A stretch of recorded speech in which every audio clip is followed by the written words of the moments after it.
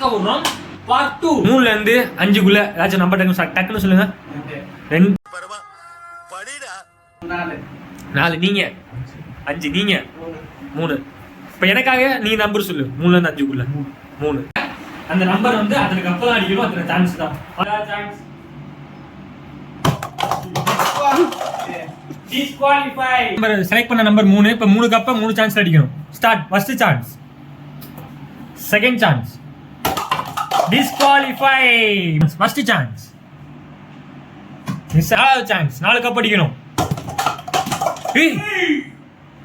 ஜெயிச்சிட்டான்டா.